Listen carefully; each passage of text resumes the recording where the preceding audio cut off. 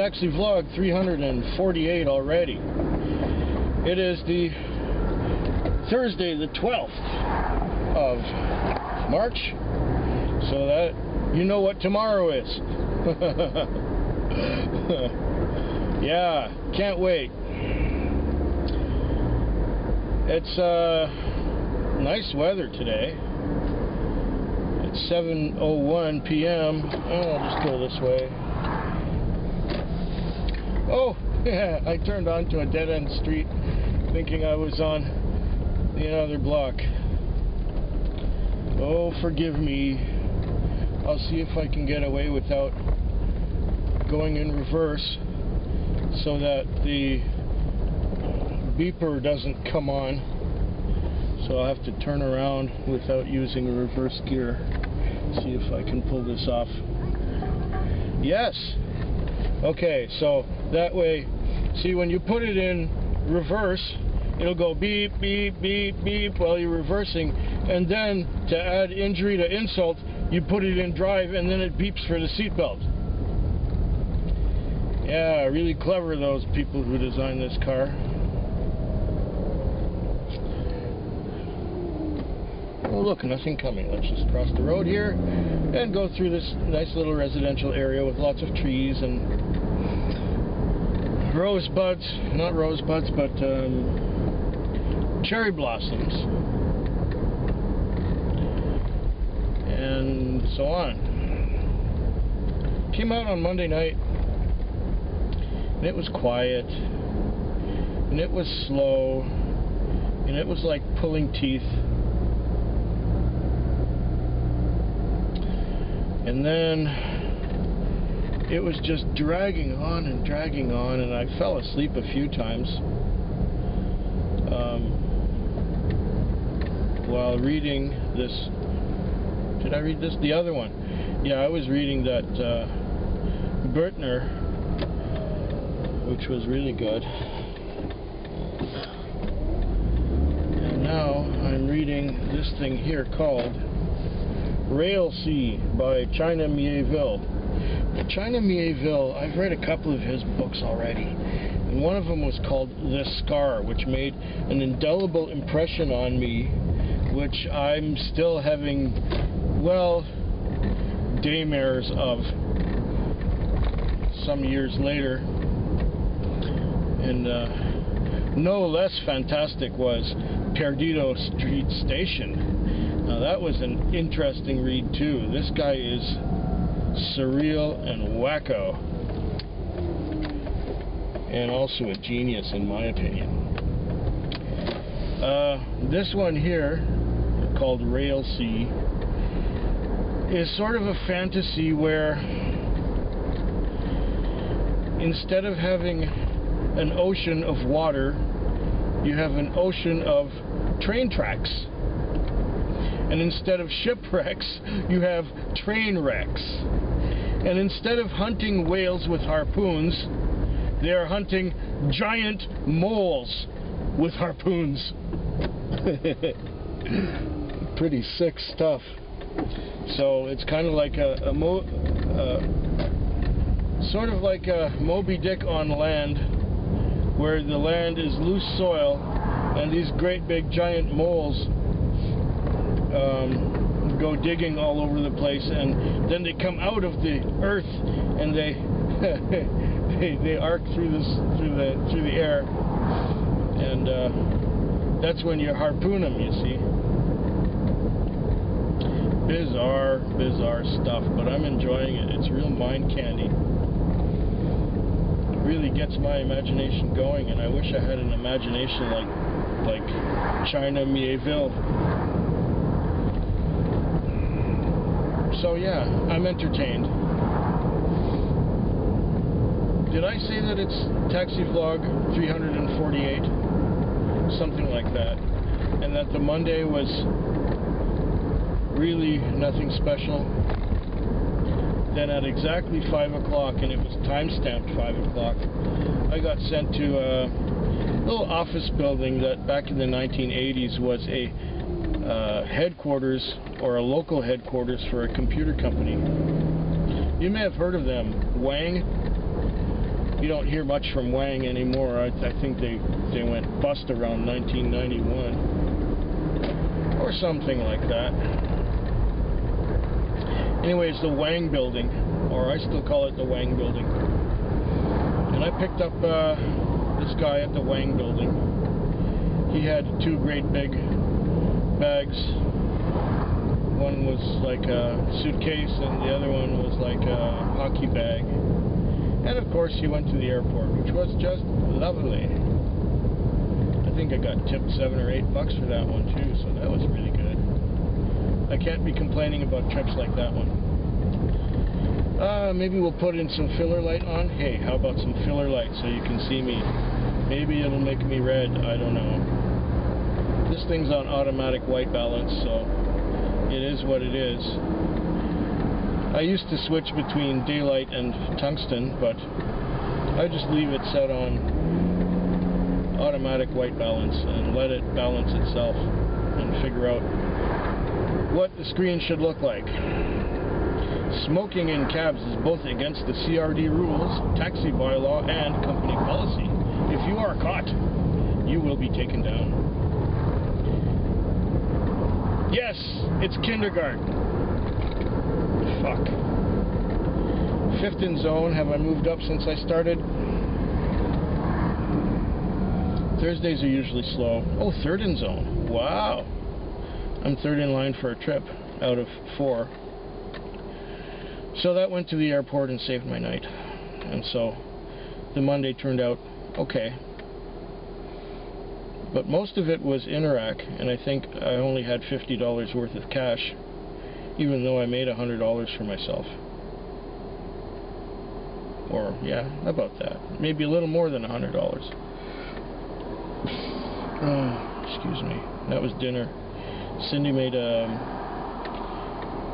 sort of like a ground beef thing that was going to become meatballs, but it was just a ground beef thing with broccolis and bow tie pasta. It was quite good. I'm going to enjoy the leftovers of that.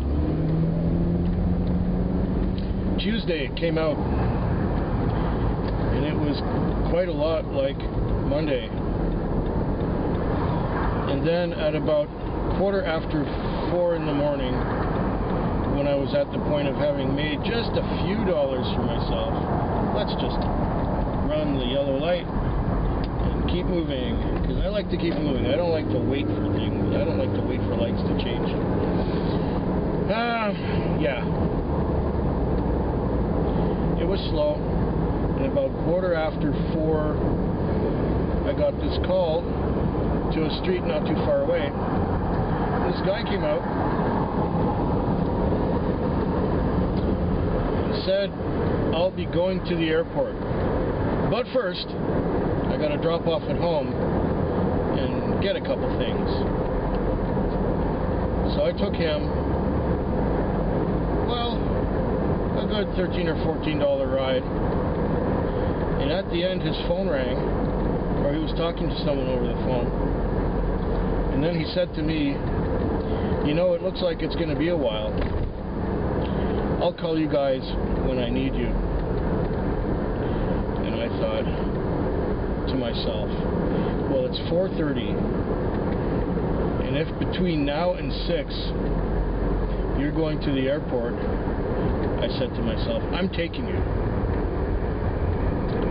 So I stayed right where I was. He tipped me $5, and I thought, okay, any minute now he's going to call again. And when I cleared, there was one car ahead of me in the zone. And I thought, oh shit, if he calls, that guy's going to get the call and I'm going to have to leave and not get a ride to the airport. Well, after a couple of minutes, that other car that was ahead of me in the zone disappeared and was gone. And I was the first car in the zone. And I was sitting in front of the guy's house and he was going to go to the airport. Well, I sat there from 4:30 till 5:45 reading Railsea, and the guy never called and never came out. 5:45 I said, I'm tired of waiting. I just went to the car wash where I was going to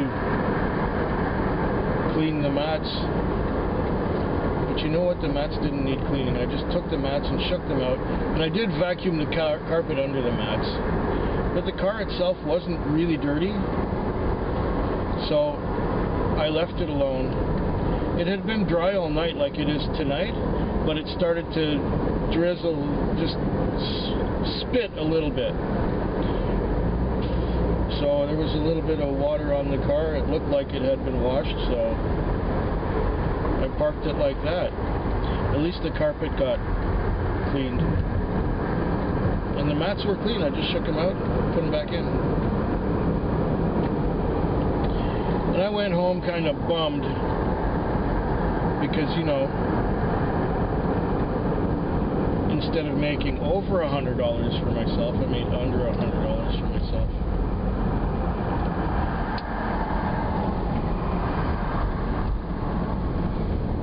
Then I went and did my exercises at BackFit. Came home, had a couple drams of scotch and went to bed. I was pretty tired. Then last night I came out and it started just as slowly. Between 6 and 9, I think I had 3 trips. That was like 1 trip an hour. And I had maybe $40 on after those 3 hours going, meh.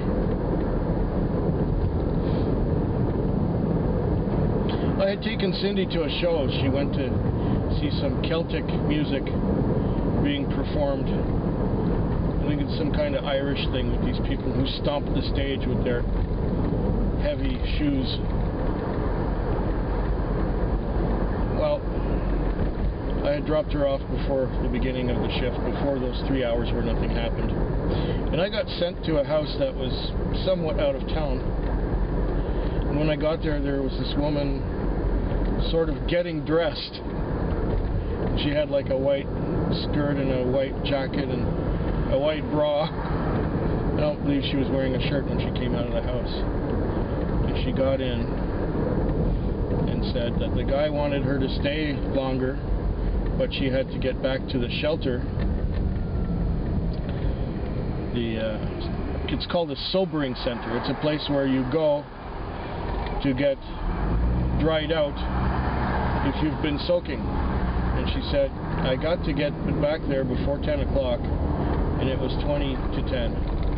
I have to get back there before 10 o'clock or I'm going to lose my room, my bed. And I said, well, you don't want to do that. She says, no, I've been getting myself straightened out, you know, sober for the past couple of months, and I don't want to go back where I was.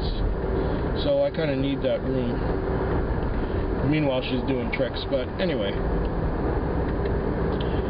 I took her to the sobering center, and about halfway there, somewhere around here actually, I got my phone call. And it was Cindy calling for me to go pick her up, which was quite convenient because I was heading right in the direction of the arena where Cindy was going to see that show anyway. The sobering center is just a couple blocks from there, so I said, well, I'll be there as soon as I can.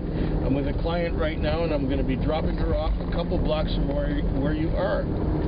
So the timing was great. I got to hook her to the sobering center, and she gave me $20 for my trouble. I think it was $18.45 or something like that on the clock. Did okay.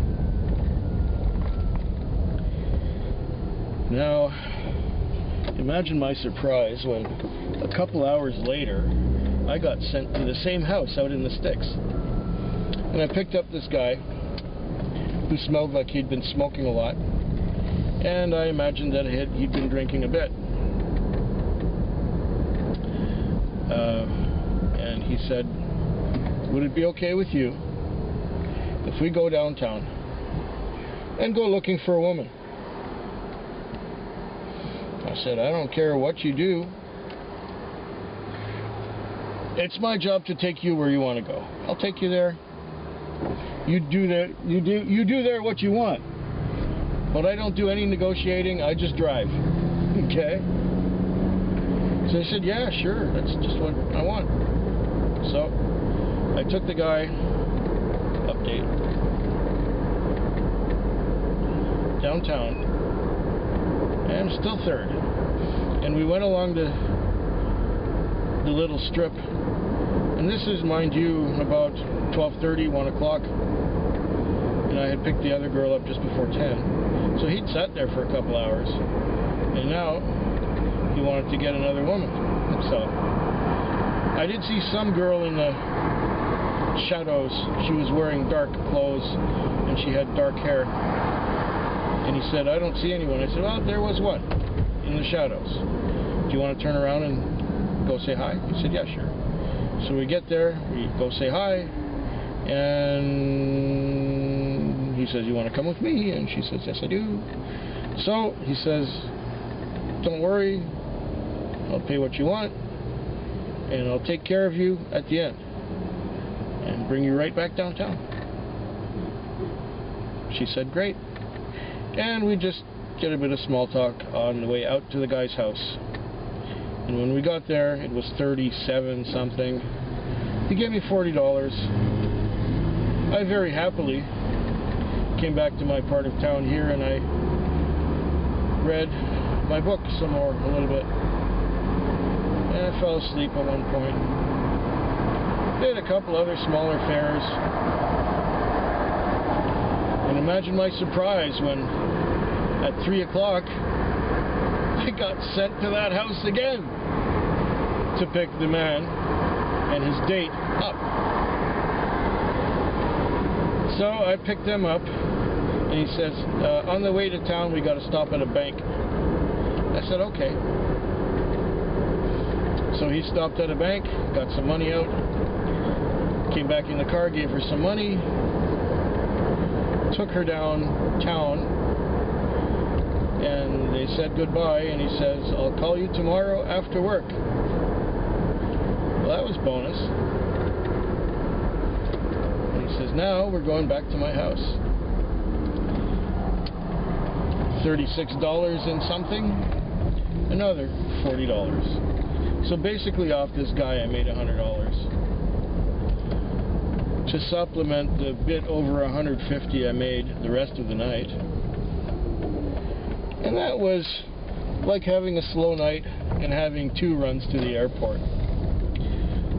And most of my night last night was cash, even though the 2 nights before that were mostly Interac. So I've got some cash on me now, and just need some more cash tonight and some cash tomorrow, a little bit of Interac to pay the lease, and we'll be able to get some groceries. In the last 2 weeks, the next 2 weeks will go towards paying the rent. And maybe, just maybe, oh yes, I did make a deal with Cindy that she would pay for dinner at Young's Chinese restaurant on Saturday, because I drove her home. It's called bartering, you know. And since money for me is a little tight this week, I'll be able to do the groceries, but I don't know about dinner, so she will do dinner, or she will pay for the dinner. And she will be driving, and I will have a beer or 2 with my Chinese food. I'm looking forward to it already. I'll let you know about the end of the week, right about here. Well, we're having a rainy night out here. It's 4:43 a.m. on Saturday morning. I worked on Thursday night, and Thursday night was a stinker. It was just long and dull and slow and short trips and long gaps in between trips and lots of waiting and waiting and waiting, and I was tired and there was nothing to get the adrenaline going. I really am enjoying the book I'm reading. The thing that was frustrating about the Thursday night is that I got sent to a lot of places where, a couple places where there was nobody there, and a few times I was canceled just as I was getting somewhere to get somebody. And a couple times I was canceled before I even moved. It would give me a trip, I would accept it, I would be canceled. Meh. So that kind of thing happened a fair bit. And I went to sleep at around, I guess, 3:30, well, 4:30, whatever time it was. 4:30, I think. And I slept till about 5:30. And I'm going, oh, you know, maybe you should pull the plug. And I guess it was 20 to 6. I got a call, and I took it because I hadn't had a call for about nearly 2 hours. I took that call, and it was a good one. It was like $24. That sort of ended my night, and it ended my night very well. So it turned out, I guess, okay, but it took a long time to, I think it took till 1 o'clock to break even, get my lease and fuel together, and then, you know, take some money home. Well, what about Friday the 13th? I came out to work and it was slow. I was doing short trips with pretty big gaps in between them, and traffic was just not too good. Traffic was horrible, so getting to your call wasn't that easy. It was just a yucky night because it was raining, and it still is raining. And the visibility was pretty poor for a while there. My windshield would be fogging up.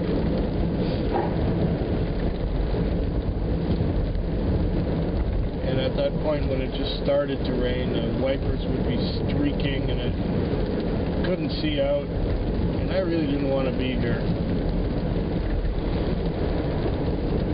And I was still getting these crappy little calls that weren't going anywhere. And I was getting like 2 an hour. It was like bullshit.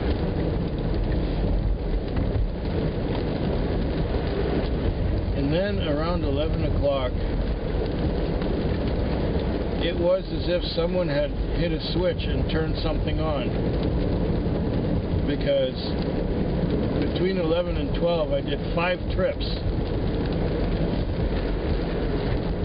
The last of which was $25 from the university all the way down to the gorge. And immediately I got sent to Montana's, which is at Chillico Mall, and that one went up to the university for another $25. And then I started firing on all 8. I started just getting one after another and connecting and getting good fares. And at one point I had just dropped someone off, and I got back to my part of town,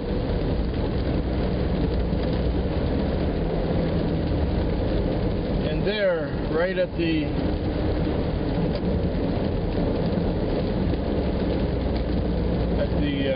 Uptown Mall, oh, these people are driving slow in the rain. Let's pass them. Oh, fuck.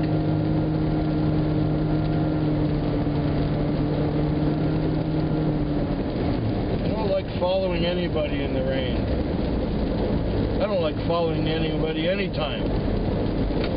Where was I? Oh, yeah. This guy waved at me in front of Uptown, went out to the casino. $20. When I dropped him off at the casino, I got these other 2 guys. They were going to Zone 83.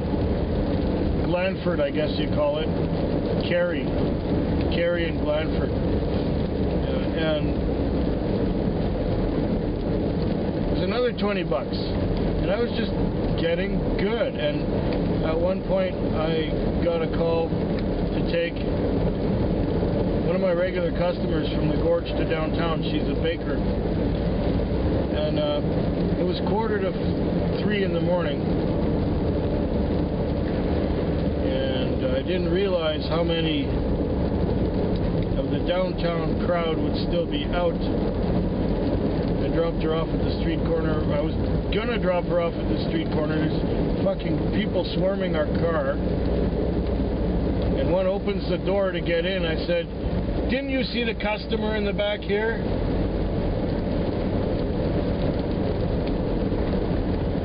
So she closed the door, and I said, "I'll take you across the intersection and pull over up there where there's nobody." She said, "Thank you." So she paid me, and then while she was paying me, this other girl got in, and she was drunk and a little stupid. I said, "You realize I'm still getting paid here?" And she said, "Well, yeah, I'm a bitch, so what?" And she told me something about, if you're in a seafood restaurant and you're allergic to shellfish, don't order anything.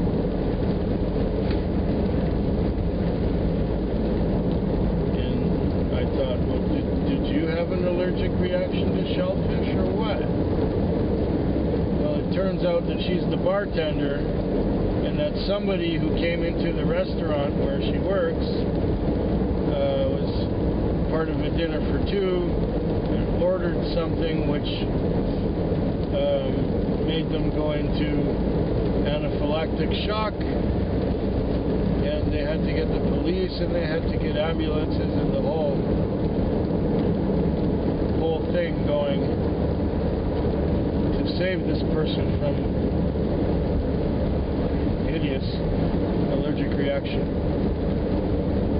So then I dropped her off, and I was coming back through downtown. I was going to go north, and I got sent back to James Bay where I had dropped her off. And I get to where the address is supposed to be, and the place doesn't exist. So I phoned the guy up, and he gives me the correct address, and it's 2 blocks away. I pick him up, and he goes up into Gordon Head for $25. And then I was going to follow up on a hunch that I had earlier that night. You see, one of my earliest fares was from the Mayfair Mall to St. Margaret's School. These are schoolgirls. And one of them was saying that she has to get up early in the morning get a flight. So I figured, well, she said something about 4 o'clock.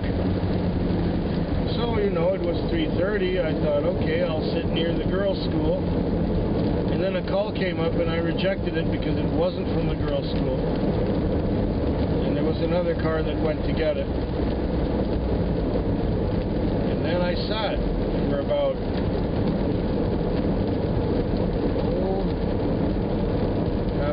a good half an hour, 40 minutes or so, and 4 o'clock came and went, and I didn't get no call to the girls' school, so I didn't play that hunch correctly.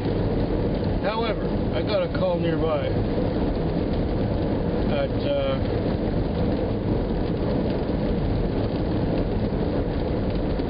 4:20.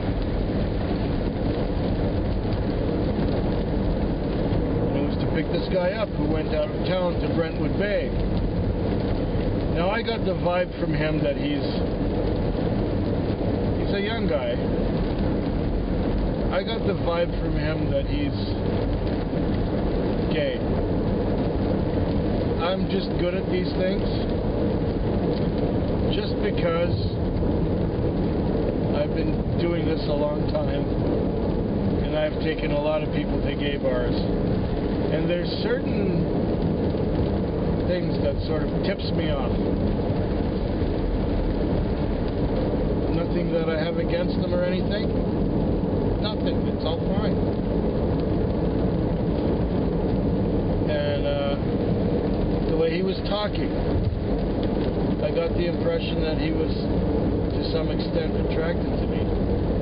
He was young. He was about 19, maybe 18. He was a little guy. And a little bit effeminate. Just a bit. But he was respectful. And he was pleasant. He's a nice kind of customer to have. You don't worry about anything. And then about halfway out to Brentwood Bay, he goes, "Oh shit!" I say, "What's wrong?" "You do take Interac, don't you?" I said, "Yes, we have a machine. We can take Interac or credit cards. And we can even take cash if you happen to have some of that." And then he asked me point blank, "Do any customers ever offer you sex?"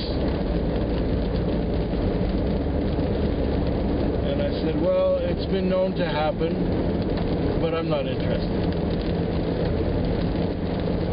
And he was cool with that.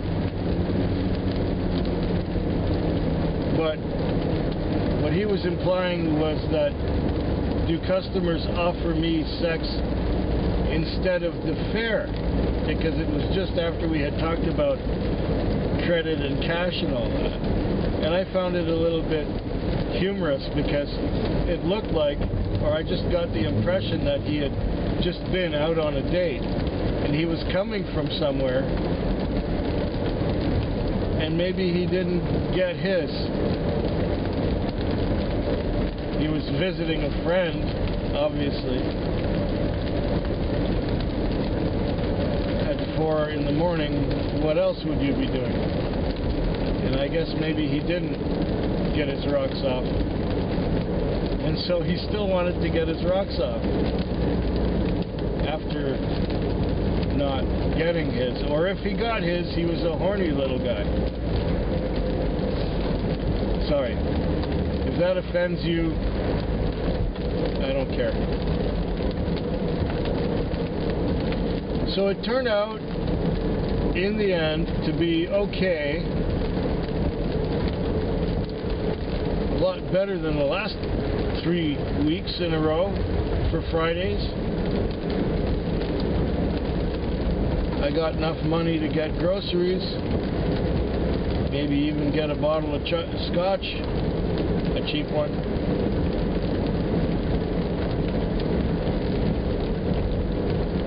And I still have an hour left to go. Oh, looks like my pal is in the parking lot. I'm gonna say hi. And with that hour left to go, I'm gonna say, hope yours is better than mine. After all, it is raining here.